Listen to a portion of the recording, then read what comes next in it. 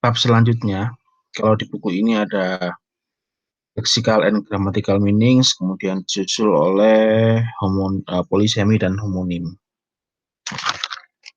Jadi, pertama tentang makna leksikal dan makna gramatikal. Sesuai dengan ininya ya, judulnya, makna leksikal.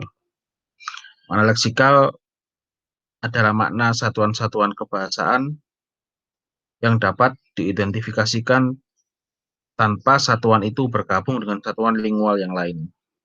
Jadi tanpa dia harus bergabung dengan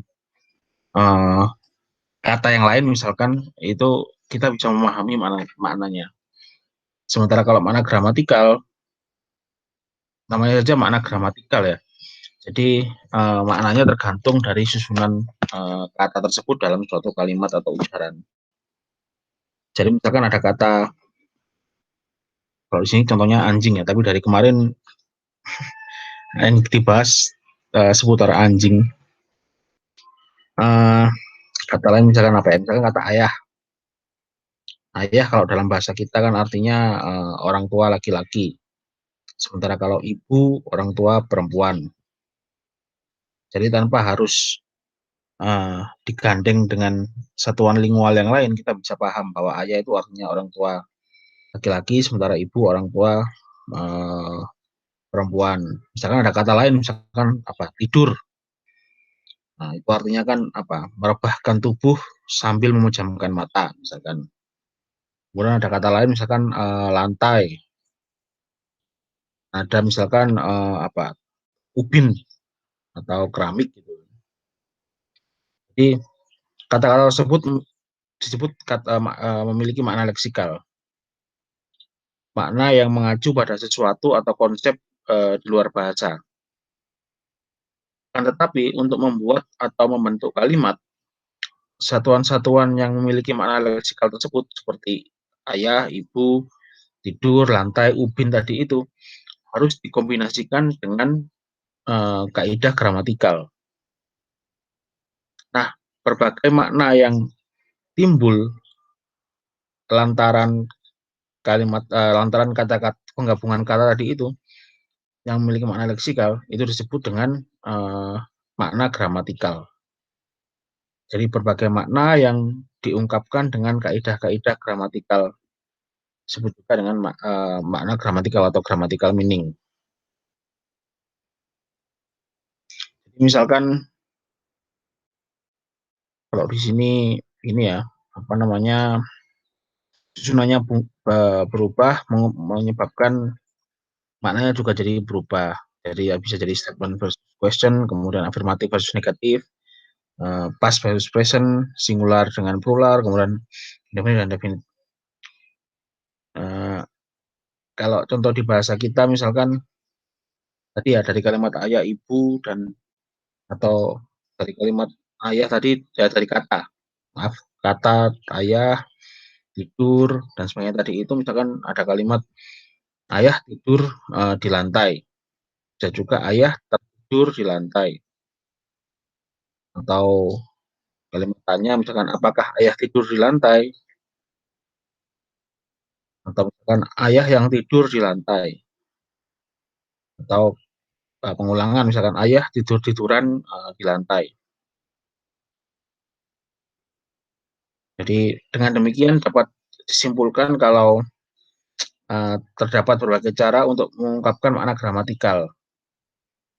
Salah satunya dengan penyusunan kata.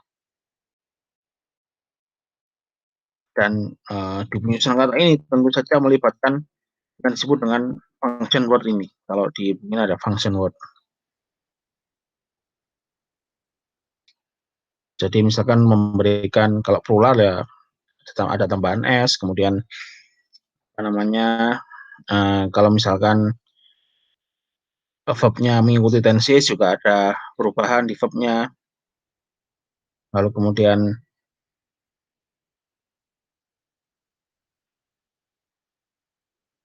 ya ini sudah ada di contoh semua ini, kalian bisa lihat sendiri contohnya. Jadi ada afiksasi juga di sana, ada imbuhan-imbuhan, Kalau di apa namanya, kalimat yang tadi misalkan ada ayah tidur, atau ayah tertidur, atau ayah ketiduran, kayak gitu-gitu kan. Atau lantai itu ditiduri ayah, jadi sebelumnya pasif. Nah, itu apa namanya, disebut dengan makna gramatikal. Jadi makna gramatikal adalah makna yang diperoleh dari penggabungan satuan lingual, yang satu, atau dari penggabungan antara satu kata dengan yang lain serta ciri-ciri prosodi yang menyertainya.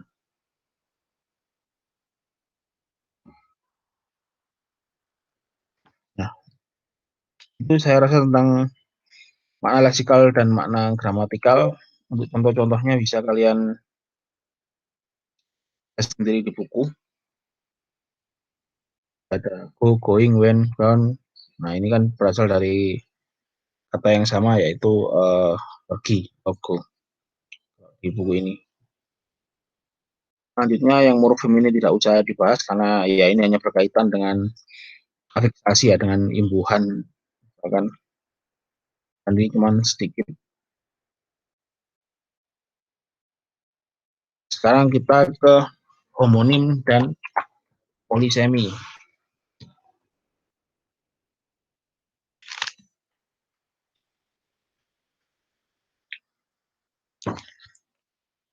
Ini di halaman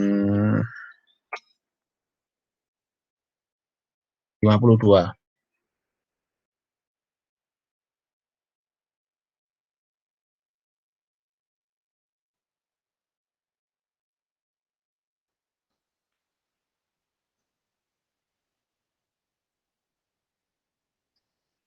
Nah, di sini ada, jadi di beberapa pertemuan sebelumnya kita telah belajar tentang kenapa makna itu harus dipelajari. Salah satunya adalah karena eh, adanya ambiguitas.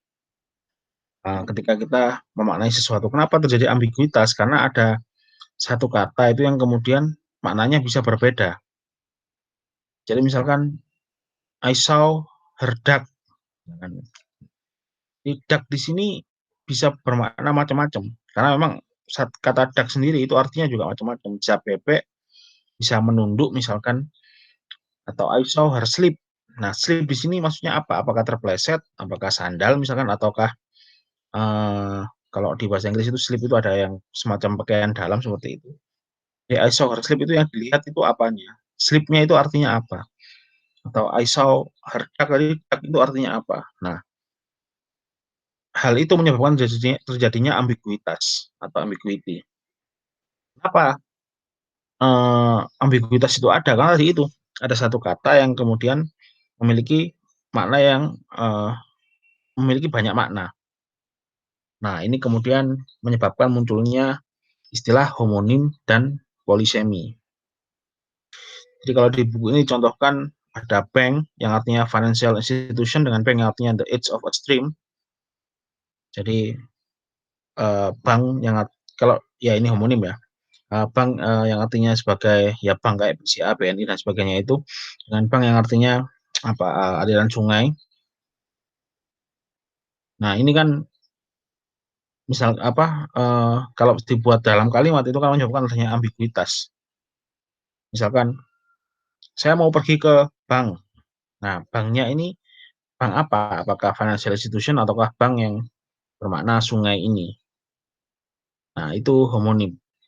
Nah, homonim dibagi lagi menjadi ada homograf dan ada homofon. Cuman kalau di buku ini dia tidak menuliskan uh, homofon karena homofonnya dimasukkan ke homonim. Jadi misalkan di sini ada steak dengan stick. Nah, ini kan tulisannya berbeda, tapi pronunciation-nya sama, bunyinya sama. Pronunciation is identical but spelling is different. Jadi tulisannya berbeda tapi bunyinya sama. Seharusnya itu masuk ke homofon karena fon bunyi, homo sama. Jadi homofon bunyinya sama, tulisannya berbeda. Kalau homograf itu graf ya. Jadi ya tulisannya sama, bunyinya beda. Jadi kalau di sini ada apa ini? Bow yang diucapkan seperti go, jadi bow dengan bow yang diucapkan seperti kau ini. Bow dengan bow. Nah, ini tulisannya sama, tapi cara mengucapkannya berbeda dan itu masuk ke homograf. Nah, jadi itu ya, kalian apa namanya perhatikan bedanya. Kalau homonim itu bunyinya sama, tulisannya sama, maknanya berbeda. Homofon bunyinya sama, tulisannya berbeda, maknanya berbeda. Homograf tulisannya sama, bunyinya berbeda, maknanya berbeda. Kata kuncinya adalah perbedaan makna. Jadi itu ya. Kalau dalam bahasa Indonesia ada bank dengan bank, bank Toyib itu BANG dengan bank ya bank BCA itu, tapi itu tidak termasuk ke homonim kalau di bahasa Indonesia, tapi masuk ke homofon karena bunyinya sama, tulisannya berbeda, artinya berbeda. Bank ya bank Toyib itu dengan bank yang financial institution ini. Tapi kalau di bahasa Inggris, bank dengan bank itu masuk ke homonim. Ada banyak contoh dalam bahasa kita, sanksi yang artinya hukuman dengan sanksi yang artinya ragu, itu juga masuk ke homofon. Nah, ini kan kadang kalian mendapati di Instagram atau di Facebook atau di apa status teman gitu kan nulis eh, sanksi yang artinya apa hukuman, dia mendapatkan sanksi, tapi ternyata dituliskan dengan NG, jadi SANGI, yang artinya ragu. Jadi bukan sanksi yang SANKSI. Sering kan kalian menjumpai kesalahan seperti itu. Atau sebaliknya, sanksi yang artinya ragu ditulis dengan sanksi yang maknanya hukuman. Nah itu. Jadi homonim itu sebenarnya rumit. Bahkan untuk bahasa kita sendiri saja itu kita masih sering salah penggunaannya. Saya misalkan contoh kalimatnya gimana? Saya sanksi dengan kesaksianmu. Nah, sanksinya kan dengan SANGI. Saya ragu dengan kesaksianmu. Beda dengan kamu mendapatkan sanksi karena ketahuan memberikan jawaban ke temannya di ujian online. Itu sanksi yang itu kan SANKSI yang artinya hukuman.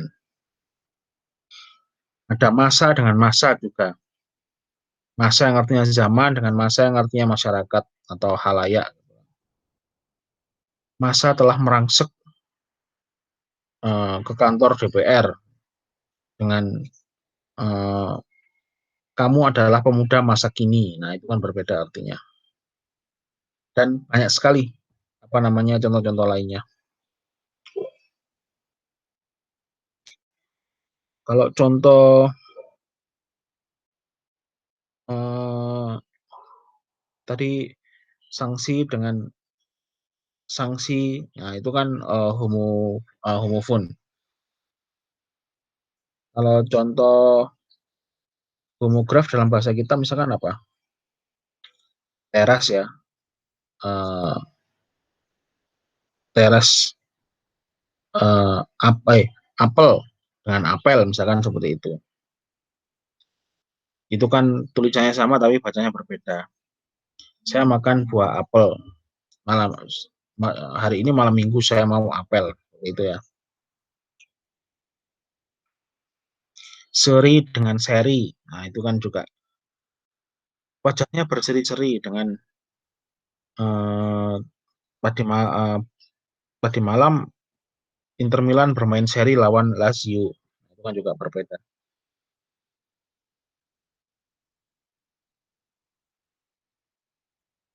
Jadi itu anu ya. Atau ini, saya membeli seri buku linguistik terbaru. Nah, itu juga seri itu artinya jilid di sana ya. Jadi itu homograf. Nah, kalau homonim ya itu eh, dua kata atau lebih yang bentuk dan ucapannya sama, tapi maknanya berbeda. Misalkan beruang. Kemarin saya melihat seekor beruang. Dengan misalkan Raffi Ahmad adalah orang yang beruang. Nah, itu tulisannya sama, bunyinya sama, tapi maknanya berbeda.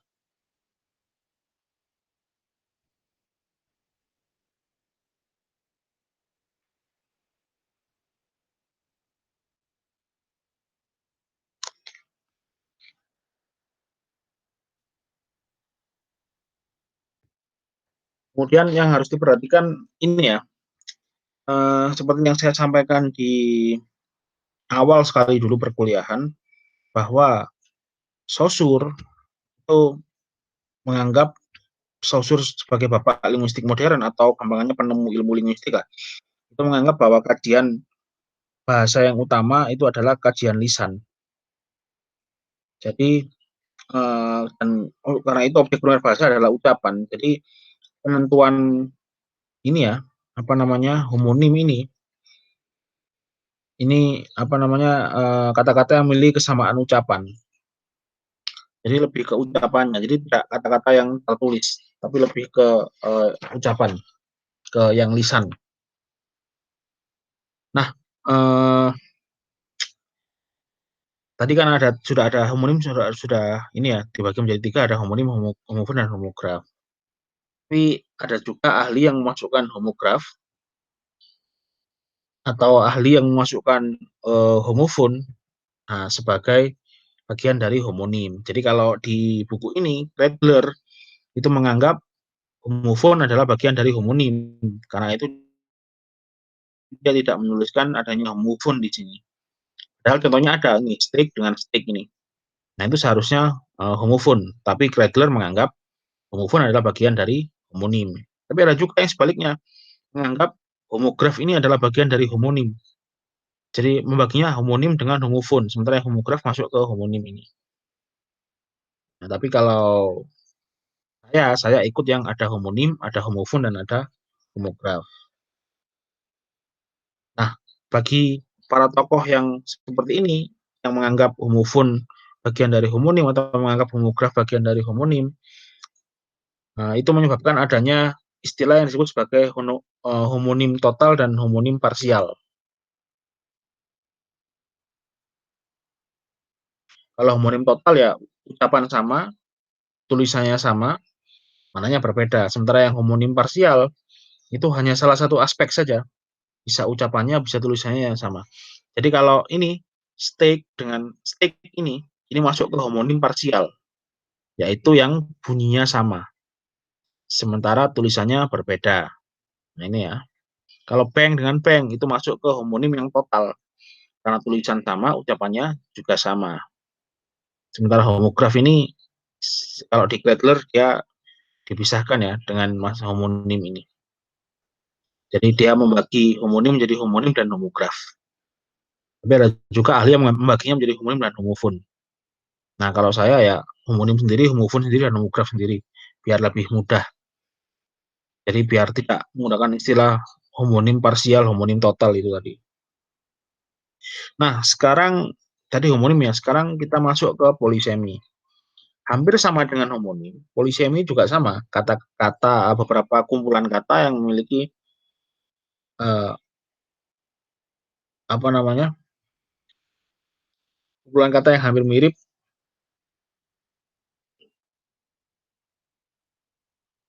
yang masih jadi gini. Kalau homonim itu katanya sama, tetapi maknanya berbeda. Sementara polisemi ini apa? Ada sedikit perbedaan. Kalau polisemi ini katanya sama, tapi masih ada hubungan maknanya. Kalau homonim sama sekali tidak ada hubungan makna. Tapi kalau polisemi itu masih ada hubungan maknanya. Jadi misalkan homonim nih ya, ada bank dengan bank, itu kan tidak ada hubungan sama sekali antara bank yang artinya financial institution dengan bank yang artinya sungai itu.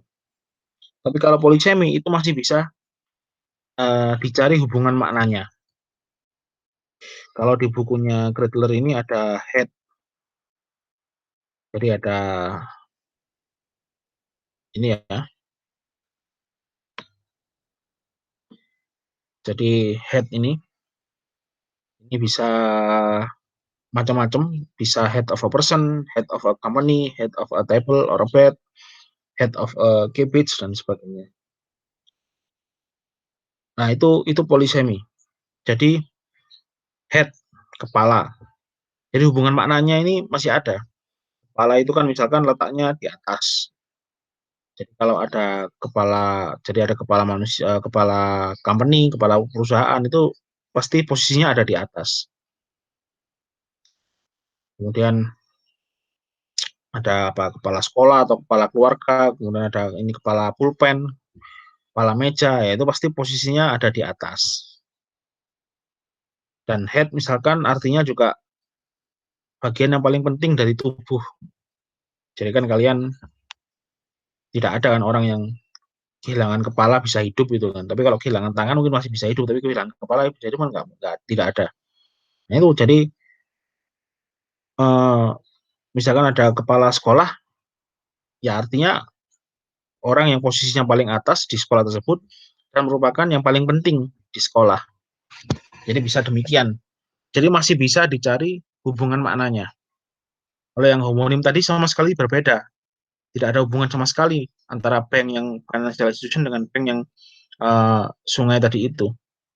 Tapi kalau polisemi itu ada kata head yang artinya macam-macam itu masih bisa dicari hubungan maknanya. Kalau dalam bahasa kita mungkin ada kaki misalkan ya. Ada kalimat misalkan patah kaki, kemudian dia tinggal di kaki gunung dan kaki meja atau catatan kaki. Nah itu kan bisa dicari hubungan maknanya. Misalkan kaki, bagian tubuh yang letaknya di bawah. Jadi misalkan ada istilah kaki bukit, ya itu pasti di bawah. Jadi kan nggak ada orang naik sampai di puncak gunung, kemudian di sana dia menancapkan bendera, kemudian akhirnya saya sampai di kaki gunung. Itu kan tidak. Tapi di puncak gunung. Kaki meja misalkan, ya itu juga di bawah posisinya. Catatan kaki, kenapa disebut catatan kaki? Karena letaknya di bawah. Nah itu hubungan maknanya masih ada. Jadi hubungan maknanya kaki itu adalah sesuatu yang letaknya di bawah. Jadi bagian bawah itu menjadi hubungan makna yang masih bisa dicari. Jadi masih ada hubungannya. Eh, Nah, itu yang membedakan antara polisemi dengan homonim. Nah, mencari apakah suatu kata ini homonim ataukah kata ini adalah polisemi itu rumit. Jadi kalau orang yang membuat kamus itu kan disebut sebagai leksikograf. Nah, mereka ini kadang-kadang bingung leksikograf itu. Memasukkan kata A ini sebagai bagian dari polisemi ataukah homonim. Karena terkadang saat ini kata tersebut tidak ada hubungan maknanya. Tapi di zaman dulu mungkin kata tersebut ada hubungan maknanya. Ini misalkan ini ya, ada pupil ini yang artinya bagian mata dengan yang artinya anak kecil itu kan, atau yang murid-murid yang masih kecil itu. Nah, ini saat ini dia homonim karena tidak ada hubungan maknanya. Tapi di zaman dulu di Old English mungkin, nah ini mungkin ada hubungan maknanya.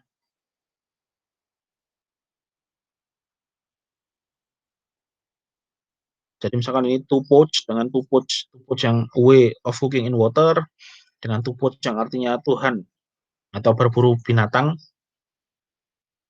Nah, ini saat ini homonim karena tidak ada hubungan maknanya. Tapi mungkin zaman dulu ini adalah secara historis ini memiliki hubungan makna. Kalau dalam bahasa kita ada misalkan pinang, pinang nama pohon dan buah itu nama buah pinang dengan pinang yang artinya melamar. Nah, saat ini mungkin itu dua kata yang sama yang memiliki makna yang berbeda dan tidak ada hubungannya sehingga masuk ke homonim. Tapi zaman dulu siapa tahu kata tersebut adalah polisemi karena Siapa tahu kata pinang yang artinya melamar itu berasal dari buah pinang. Kalau kalian punya kakek atau nenek atau bapak kalian misalkan usianya sudah cukup sepuh, bisa bertanya, kenapa jadi zaman dulu orang Jawa ya ketika menikah, itu salah satu yang disiapkan di kamar pengantin itu ada buah pinang. Bahkan kalau kalian beli jamu, yang suka minum jamu ya, itu biasanya ada jamu untuk suami istri itu salah satunya ada jamu yang biasanya jamu untuk suami itu ada sari buah pinangnya. Nah, apakah hal itu berhubungan? Jadi pinang yang kemudian ada selalu ada di ritual pernikahan orang Jawa. Kalau kata pinang yang artinya melamar itu berasal dari buah pinang yang selalu ada dalam ritual pernikahan orang Jawa, berarti ada hubungan maknanya. Berarti bukan homonim, tapi polisemi. Nah, tapi saat ini kata tersebut dianggap sebagai kata yang sama namun memiliki arti yang berbeda sehingga masuk ke homonim. Contoh lainnya apa misalkan? Eh, Pohon. Jadi kata dasar dari memohon itu kan sebenarnya pohon. Jadi bukan mohon ya, tapi pohon. Itu. Jadi siapa tahu kata tersebut berawal dari zaman dulu ketika nenek moyang kita itu masih menyembah pohon, masih menyembah pohonan gitu kan. Dari kata pohon itu kemudian muncul istilah mohon itu, memohon. Kalau dulu memohon artinya meminta kepada pohon. Nah, kalau sekarang kan menjadi homonim, tidak berhubungan. Jadi memohon kepada Tuhan Yang Maha Esa. Tidak ada hubungannya dengan pohon. Saat ini menjadi homonim, tapi zaman dulu kata tersebut adalah polisemi. Contoh lain misalkan ada kata duga. Jadi duga itu kan saya duga dia adalah pelakunya. Nah, itu kan artinya mengira. Apa ya mengira-ngira. Nah, kalau kalian main ke pantai yang ada nelayannya, pantai yang ada kapal yang dipakai oleh nelayan, misalkan di Malang ini di Balai Kambang itu, biasanya ada cara tradisional untuk mengukur dalamnya laut. Nah, itu menggunakan ada batu yang disebut dengan batu duga. Jadi ada biasanya ada kayak batu yang diletakkan yang apa namanya? Kalau di pantai-pantai Jogja masih banyak biasanya ini batu duga itu. Jadi batu duga tadi itu digunakan untuk mengukur dalamnya laut. Nah, apakah kata duga yang artinya mengira-ngira tadi itu berasal dari duga yang secara tradisional digunakan oleh nelayan untuk mengukur dalamnya laut? Kalau ada, berarti kata tersebut, dua kata duga tadi itu, yang berbeda artinya itu adalah polisemi. Kalau ada hubungan maknanya. Tapi kalau tidak ada hubungan maknanya, ya berarti homonim. Ada kata misalkan meja hijau, ada frasa meja hijau gitu ya. Nah, meja hijau yang bermakna pengadilan, ada hubungannya dengan meja hijau yang bermakna sebenarnya, maksudnya meja yang berwarna hijau. Siapa tahu dulu ketika orang-orang apa namanya ikut sidang di pengadilan agama gitu kan, mejanya berwarna hijau, kemudian taplaknya juga berwarna hijau, sehingga kemudian ditanya sama warga gitu kan, dari mana mas? Oh itu habis dari meja hijau. Nah, karena merujuk ke meja yang digunakan oleh persidangan yang berwarna hijau tadi.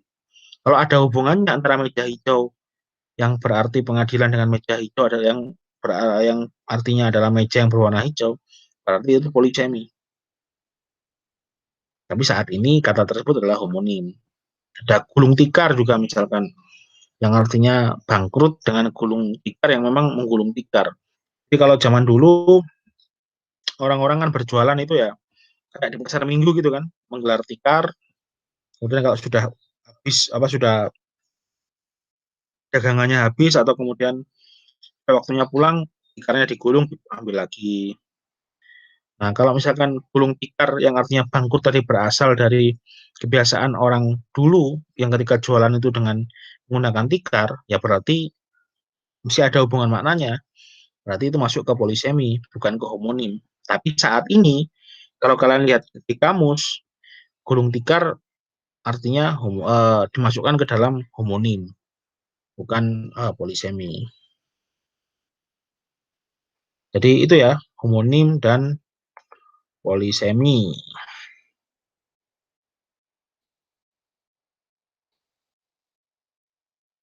Itu apa ya?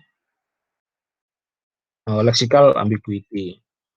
Ya, tadi karena ini ya sebenarnya lexical ambiguity ini sudah awal dulu sudah pernah sempat saya singgung.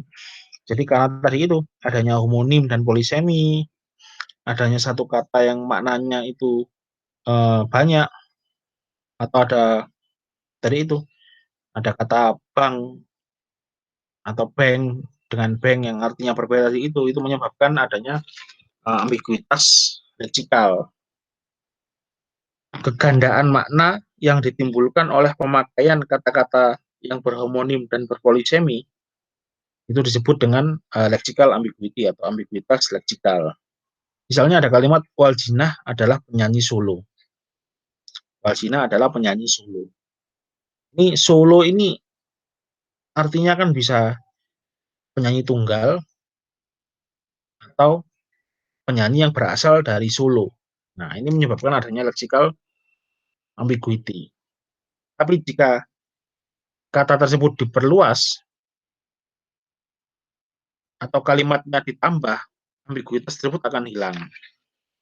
Misalkan ditambah dengan Waljina adalah penyanyi yang berasal dari kota Solo. Nah, itu kan menjadi jelas. Atau Waljina adalah penyanyi yang bersolo karir. Nah, itu juga menjadi lebih jelas, tidak menyebabkan adanya ambigu. Misalkan contoh lainnya lagi, misalkan saya suka coklat. Nah, coklat itu apakah nama makanan ataukah nama grup band yang sempat tenar dulu itu kan juga menyebabkan adanya ambiguitas. Bagaimana caranya biar tidak ambigu? Ya ditambah kata kalimatnya. Saya suka dengan eh,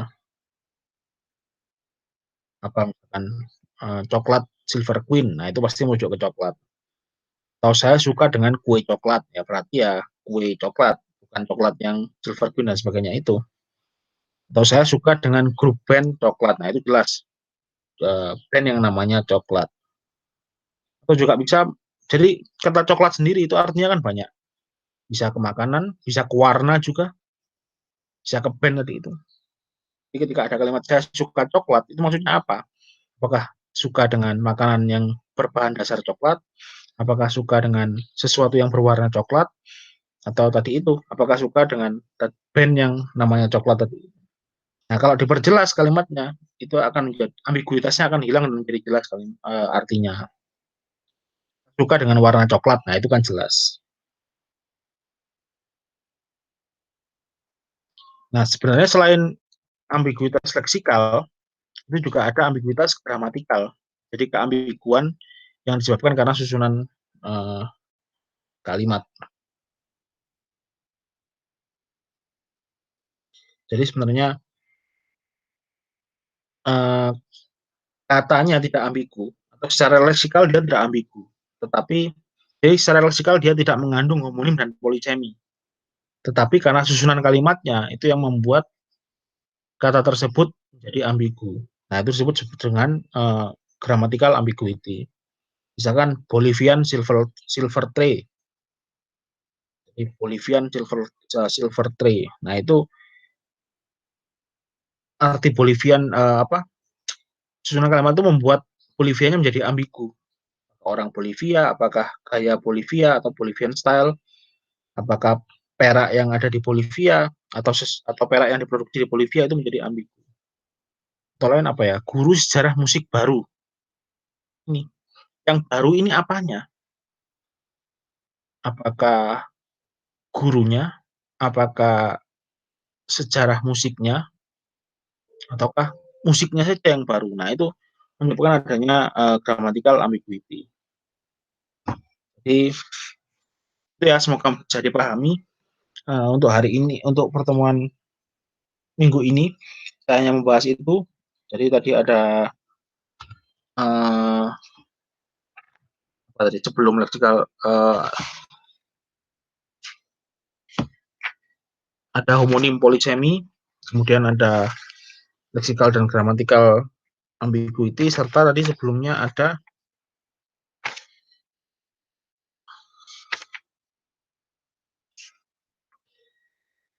makna leksikal dan makna gramatikal. Jadi kalian sudah belajar 3 bab hari ini. Lexical meaning dan grammatical meaning, kemudian homonym and polysemy, yang homonim sendiri dibagi menjadi 3, homonim, kemudian homofon dan homograf, lalu kemudian ada lexical and grammatical ambiguity atau ambiguitas leksikal dan ambiguitas gramatikal. Nah, seperti biasa untuk menguji pemahaman kalian, saya akan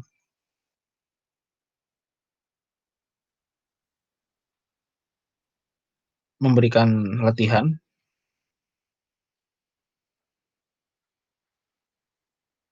Sebentar, saya carikan yang tidak terlalu rumit. Nah ini, practice 3.5 ini, homonym or polysemy. Nah ini kalian apa namanya, sini ada beberapa kata.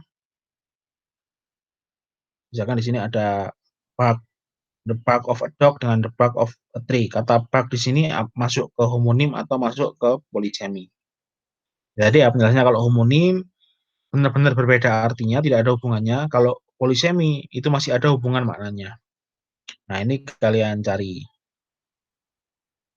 Nah kalian bisa membuka beberapa literatur terkait ini. Kalau ingin mudah ya bisa membuka kamus bahasa Inggris, itu pasti di sana sudah ada tulisannya, sudah ada tandanya bahwa ini homonim, ini polisemi.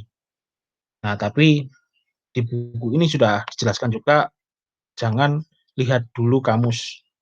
Kerjakan dulu latihannya, baru kemudian lihat kamus untuk melihat benar nggak bak ini homonim, benar nggak bak ini polisemi. Nah, itu. Jadi ini saja, 3.5 ini saja kalian kerjakan, ada beberapa kata di sini. Nah, kemudian ya dikumpulkan di e-learning.